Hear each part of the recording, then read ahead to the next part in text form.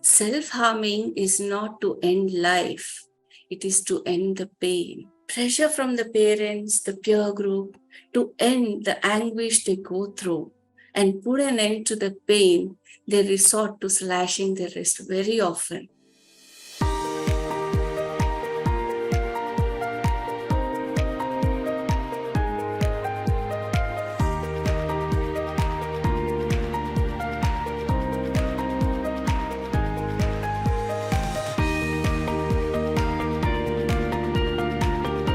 The topic for today is like from pain to progress.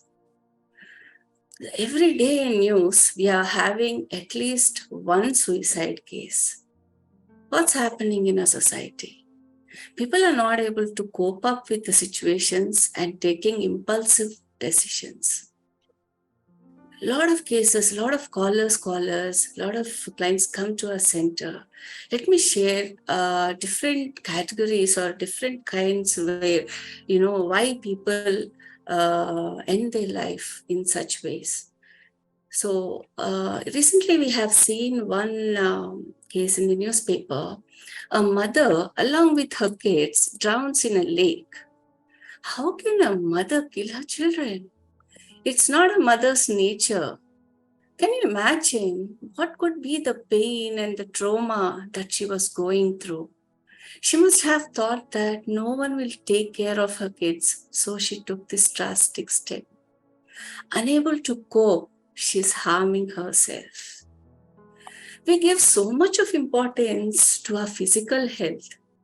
When a child is born, we give importance to all the growing landmarks, like his walking, his teething.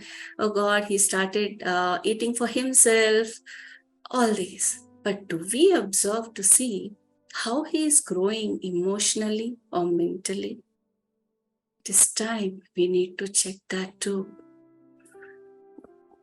And there is one category of callers we get regularly, one department like, those people who are going through clinical depression or suffering from any mental illness. In these cases, they are on constant medication. We get a lot of calls for parallel support. They need parallel support. The family will be going through their own life census, and many of times, these depression people or people going through mental illness, they'll find hard to vent out with the family members. So they may feel they're not improving, or they may feel that they are okay. It's a challenge for us to convince them to continue the medication, and we need to give them unconditional parallel support. So coming to some other kind of the category of it, a girl, one day she walked into a center. We have seen 5 marks on her wrist. She says she slashed them whenever she is in pain. When she didn't know how to deal with situations, she does that. This feature we have been seeing among the students, among the youngsters mostly. The physical pain they give overpowers the pain that they are going through. They are crying out for help. Suicide is a very ambivalent feeling. It's not a wanting to die, but unable to cope with the situation. They are helpless. So, as we say, a logo of Roshini, suicide is not a wish to die, it's a cry for help. And it's everyone of us, like your possibility to listen to the cry of pain and extend a helping hand. Like this, we can lessen the number of suicides. Hope you all join in this cause, for this cause. If we listen to someone, it works as the first aid to the person going through any crisis. In today's world, a student, or I put it across like in youngsters, they are exposed to a number of things which can be challenging factor for their mental health or emotional health, like drug abuse, addiction to internet, social media, and addiction to the peer pressures. They are not able to match themselves. They compare a lot, not able to reach the parameters they are set for. And all these are very challenging for them. It's important to seek support in the times when you feel helpless or when you are in confusion or frustration or your anxiety or any such conditions. You need to seek help. What happens if we don't take help? And first point here in generally what we see is they lack awareness, saying that, even for such situations, we need to take help. That is the reason it's very important for us to spread awareness. Here, I would like to share one very live case about recently we have come across. It is related to grief and a sense of loss, how it affected and shattered a family. A young man who was very close to his parents lost his father when he was quite young and was very much attached to his mother since then. The bonding was so strong. Mother expired few years back. He felt lost, couldn't cope with the loss. It was a family business. He was working, but the grief was not addressed properly. He was suffering silently and affected his mental health. And the impact was on the physical health too. And sorry to say, he is no more today. Grief that is not resolved will build blocks in your daily life, affecting your mental health. If it is neglected, in some cases, it may lead to suicidal ideation too.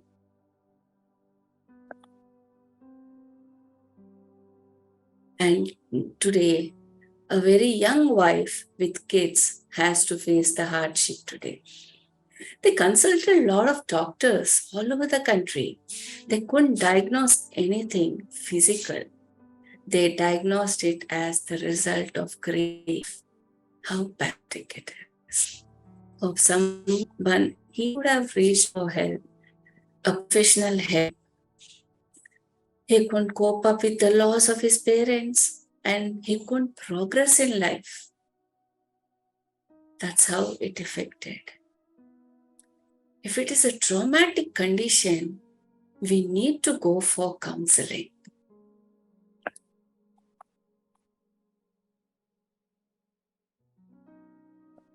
Let us talk about the consequences that a family faces when a person ends life. In a family, when a member ends life to suicide, there will be a state of denial. They'll be shocked, like, what happened suddenly? Everything seems to be good. But why did he suddenly take such a drastic decision? And they couldn't help him. And why me? In any such situations, one thing is common, questioning themselves, why me? The denial, the anger. Suppose it's a daughter, son, or a spouse. They may, the anger would be like, we have been a great support to these people all the life, all these years. They could have shared with us. What made them, I'm there for them, but what made them take this drastic step, like anger among the family members and a grief for losing them and the major emotion that runs and resides in their body, their mind, and in their life is the guilt, because they think they have failed their duty. They have failed the duty of being a good mother, father, a spouse, a cousin, a brother, or any relationship, whatever the relationship is. Family members are unable to vent out a very ambivalent feeling because the stigma attached to suicide. Still, in our society, we do have the stigma. When it's a natural death, there are many people who come give support and help you to go through the grieving process. That is why the grieving process, the rituals are arranged for. But when it is a suicide, there is a conflict in the family members. They do not want to talk about the suicide often. They hush up everything, the whole thing, and they grieve in isolation without any support. Will that result? What would be the result? This is a very deterrent. It is very deterrent to help the family and friends to have the necessary coping skills. So, how can we help? How can we help them, or what we should do? What they should do? The coping skills or the mechanism, we can say, like we'll discuss about a few points on that. They can, depending, the first thing is taking family support of the friends who are close to you, who don't judge you, or members of the community, daily interaction, face-to-face interaction, the people you move around with.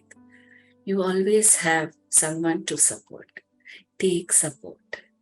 And if you're really couldn't vent out or you talk to anyone, you feel rejected, you're going into the cocoon, please take help of a helpline too, where no one will judge you, no one knows you. At least you can talk out, you can vent out.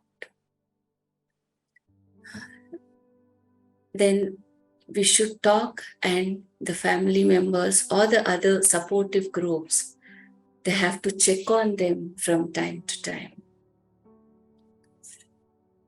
At such times, they could need to take a support of a spiritual or faith groups too, to understand the cycle of life and death, and get a recourse. This is one way to understand what's happening in their life. If suicide is in young or adolescent, the peer groups, the siblings would need to talk about it. Relive the happy moments in the company of the distressed. That would help them to cope up, to understand what's happening in their lives. Here I wish to add one awareness program we have done in a school, where there was a suicide in one classmate. The whole class got disturbed. So we need to talk to them. And we had a session with the parents too, because these kids will go home, discuss about it. And it is very new to many of the kids. They may wonder what suicide is, what is it? And they may learn that it could be one of the solution to their problems. So it is very much important for the communities, for the schools, the colleges, any groups, if there is any such incident happening, always invite some professionals to take a session and give general awareness to understand what it is.